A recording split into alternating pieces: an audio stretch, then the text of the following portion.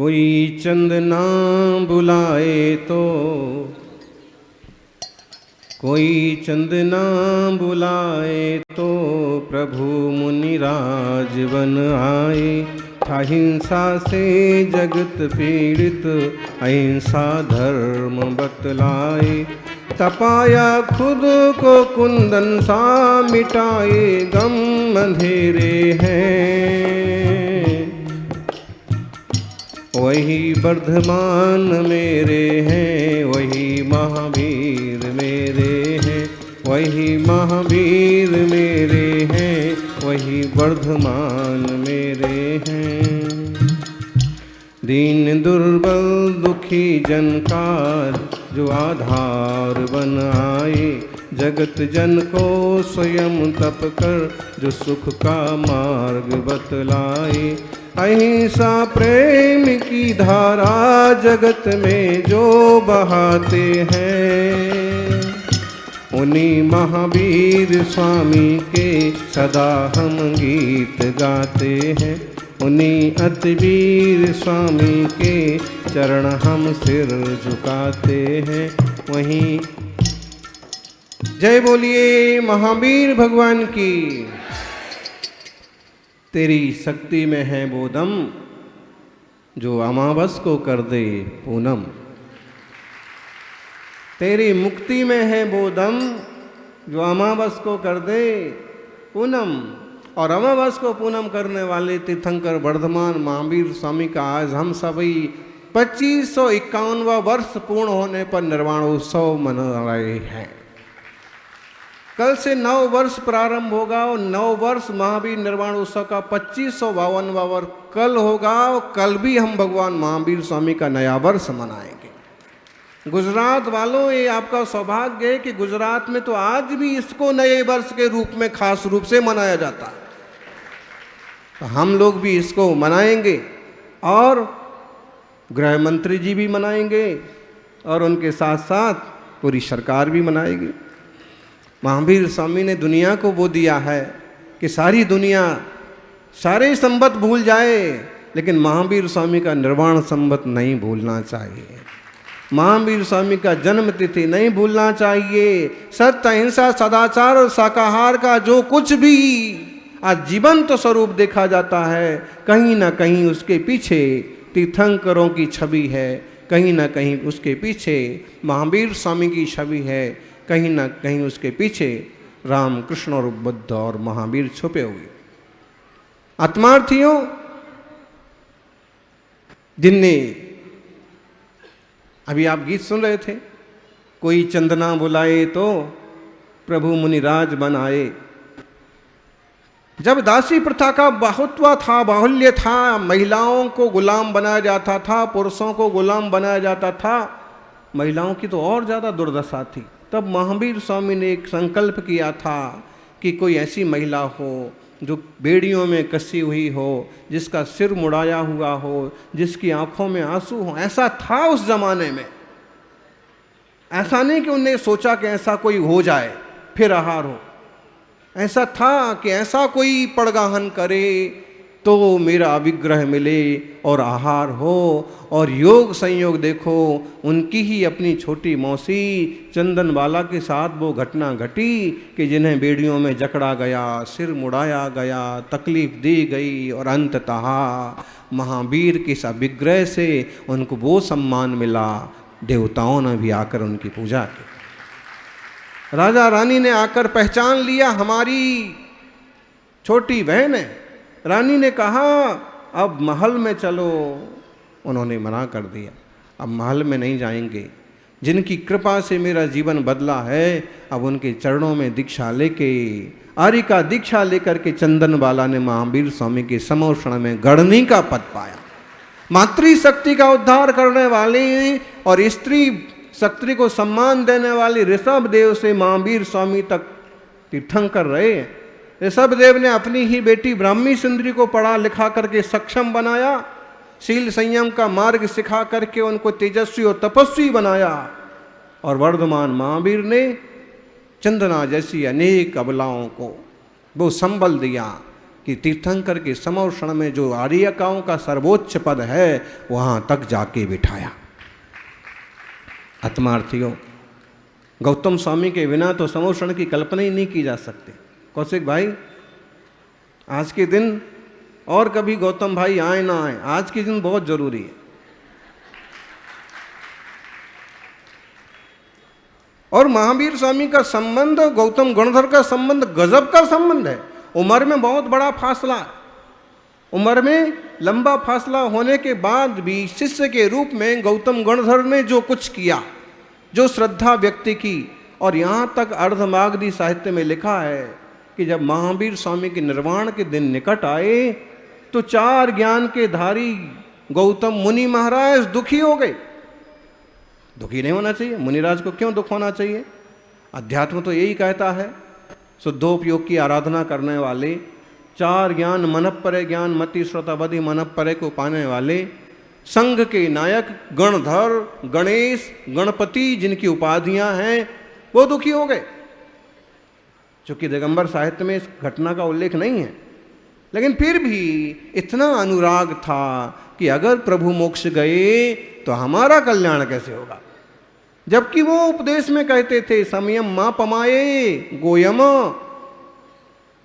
प्राकृत के शब्द हैं, हे गौतम एक समय का भी प्रमाद मत करो, अंतर्मुख हो, मेरा भी राग मत करो, फिर आपका मोक्ष हो जाएगा तो मेरा मोक्ष कैसे होगा। जिस शुद्धात्मा का आश्रय लेकर के मेरा मोक्ष हुआ है, उसी शुद्धात्मा का आश्रय लेकर के तुम्हारा भी मोक्ष होगा। जिस रत्नत्रय धर्म का आधार लेकर के मेरा मोक्ष हो रहा है, उसी रत्नत्रय के बल पर तुम्हारा भी मोक्ष हो रहा। महावीर स्वामी ऐसे अद्भुत निष्प्रह वीतरागी महामना हुए जिन्होंने किसी को बंधन में नहीं रखा,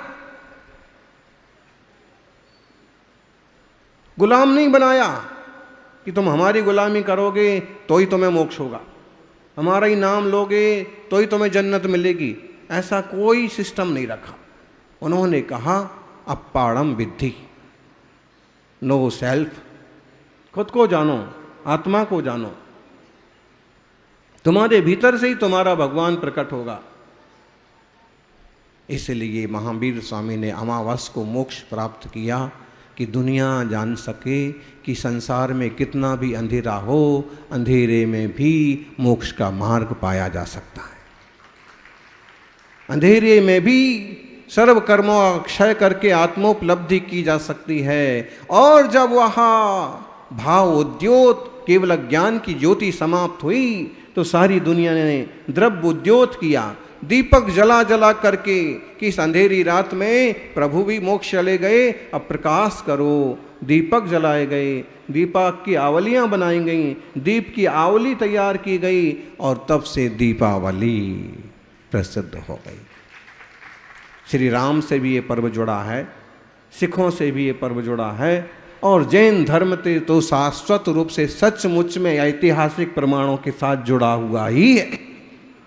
अब भले अखबारों में इसे ज़्यादा स्पेस ना मिलता हो, महावीर स्वामी का बहुत गुणगान मीडिया पर ना होता हो, लेकिन ये सत्य है कि महावीर स्वामी के केवल ज्ञान और मोक्ष कल्याण के उपलक्ष्य में गौतम स्वामी की केवल ज्ञान तिथि है आज गौतम स्वामी की संध्या को महावीर स्वामी भोर में मोक्ष पधारे, और कहते हैं जब वो मोक्ष पधारे तब गौतम उपस्थित नहीं थे,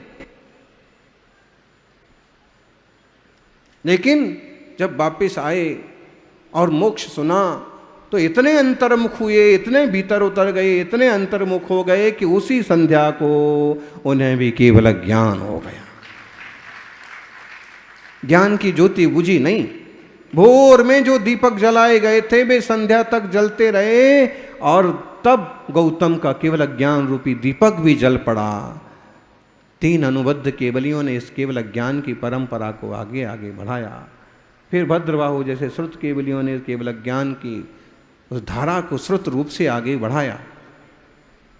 सौभाग्य है हम सबका कि आज प्रभु के 2551वां समापन वर्ष पर अपन उपस्थित हैं। 2552 कल से शुरू होगा, अपन नया वर्ष भी मनाएंगे। बिल्कुल आप अपने लेवल से जैसे बनता है वैसे बनाएं, नहीं तो यहाँ तो उल्लास हो गई होगा। कैसे होगा? कैसे होगा? कब होगा? कौन करेगा? ये बातें पीछे वाले बताएंगे। लेकिन ये पक्का है कि जैसे आज उपस्थित हैं वैसे कल 9 वर्ष मनाना। गौतम स्वामी का प्रथम प्रवचन दिवस भी अपन कह सकते हैं। संध्या को उन्हें केवल ज्ञान हुआ और अगले दिन कल भोर में एकम को उनकी पहली दिव्य ध्वनि की।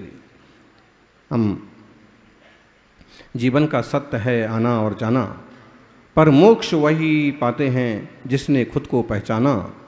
अहम मिटे ममता घटे बड़े केवल ध्यान, तब खुलता है मोक्ष का द्वार और आत्मा पाता है निर्वाण। आत्मा पाता है निर्वाण। जब ममता टूटे, कसाएं घटें, विषय वासनाएं मिटें, तब जाके जो जग में रहकर भी जग से परे हैं वही तो मोक्ष के मार्ग पे खड़े हैं।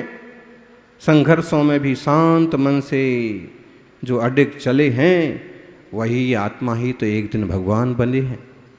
वही आत्मा तो एक दिन भगवान बने हैं। सच्ची दिवाली वो नहीं जो पटाखों से गूंजे। सच्ची दिवाली कल रात को इतने पटाखे फोड़े गए, अगर इन सब पटाखों से जो प्रदूषण हुआ अब कम हो गया, ये सौभाग्य है लोगों का। शायद संत मुनियों के वचनों का कोई प्रभाव पड़ा हो, अंतर में कोई जागृति आई हो, असर तो पड़ता है। पिछले बार किशनगढ़ में थे तो लोगों ने बताया वहाँ भी 60 करोड़ से ज़्यादा के पटाखे फोड़े गए, लेकिन बोले हर साल से कम फोड़े गए।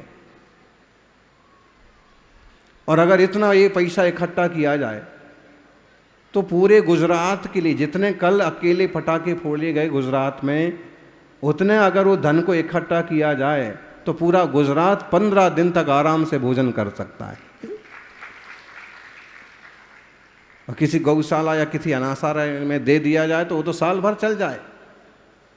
ये टिप्पणी हमने वहाँ भी की थी कि जो 500 करोड़ के तुम्हारे पटाखे उड़ा दिए किशनगढ़ वालों ने, कि 500 करोड़ अगर तुम्हारी यहाँ जो गौशाला चलती है जिसमें बीमार गायों की इलाज भी किए जाते हैं, जो अनाथाश्रम है उसमें दे दिया होता तो उनको साल भर कहीं भीख मांगने नहीं जाना पड़ता। लेकिन इतना दूर का सोचता कौन है? उन्हें अपनी मस्ती सूझती है बस। ये तरीका ही नहीं है। बारूद कब आया? हम इसको राम जी से जोड़ें, महावीर स्वामी से जोड़ें, एकदम बेवकूफ़ी है। बारूद आया कब है?